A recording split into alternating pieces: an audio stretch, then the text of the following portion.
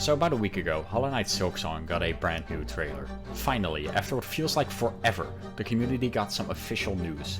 And this trailer showed off a lot of things. New mechanics, new bosses, new tools, and it was awesome watching it for the first time.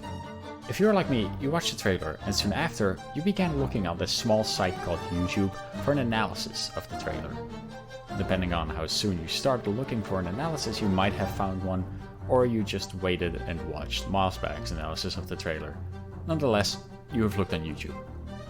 And as you might have noticed, in the 3 days after the trailer reveal, there were hundreds of reaction videos to the trailer and the event where it was shown. However, when I recently looked up Silksong once again to check if there was something new, I noticed there were quite a few videos about how Silksong might not live up to the hype. And that's fair. There's a crazy amount of hype for the game right now after the new trailer, and Team Cherry not living up to the high expectations of the Hollow Knight fandom is very possible. A lot of people think that working on a game for 4 years automatically makes a masterpiece. But we don't know if anything happened during development which might have harmed the game, so these expectations are way too high, especially for a 3-man team. Of course, this is not how the majority of the fandom thinks. A lot of them expect a great game that might not be perfect. But as I said, there are quite a few videos out there speculating that the reason the game has taken 4 years to develop means something must have gone wrong during development, and therefore the game will be flawed. Team Cherry's silence does not help with this. Now I don't know how the hell they get to that conclusion. Team Cherry is a very small team. Taking 4 years to make a game is perfectly reasonable. But this did get me thinking. The game will probably be great, but will it be fun?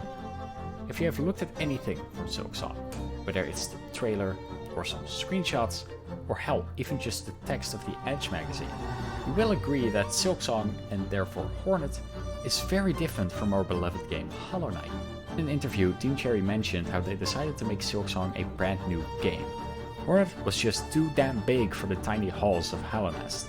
And the footage we have from the game, it is very obvious just how much faster Hornet is than the Knight.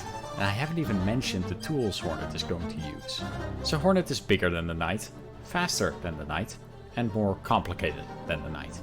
And looking at all these differences, it got me wondering, will everybody that liked Hollow Knight like Silksong?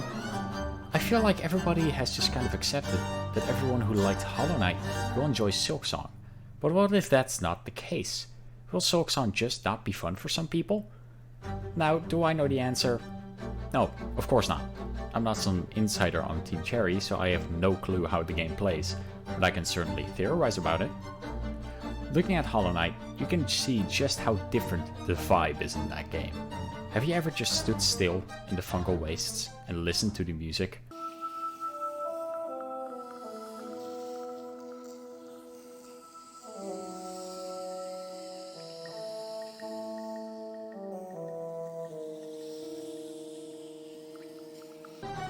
It's surprisingly relaxing.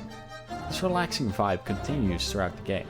The City of Tears, Crystal Peaks, only Deep Nest is constant stress. And if you take a look at Silksong, it just looks like high-speed action all the time. This isn't necessarily a bad thing, of course, but that's not my point.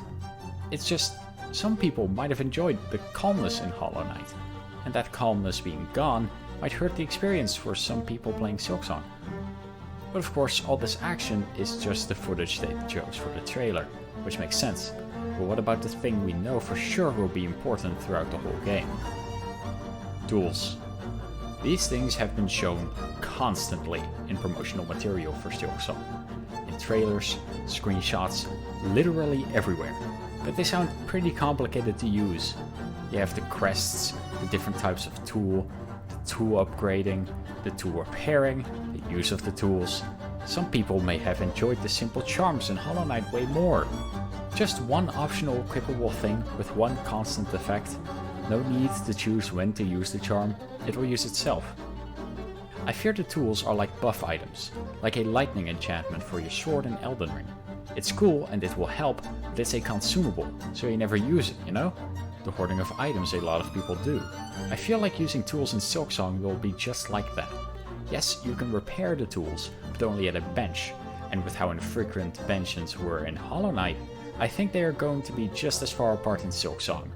which makes using tools a small risk, because you might die because you ran out of use on the tool right before a bench.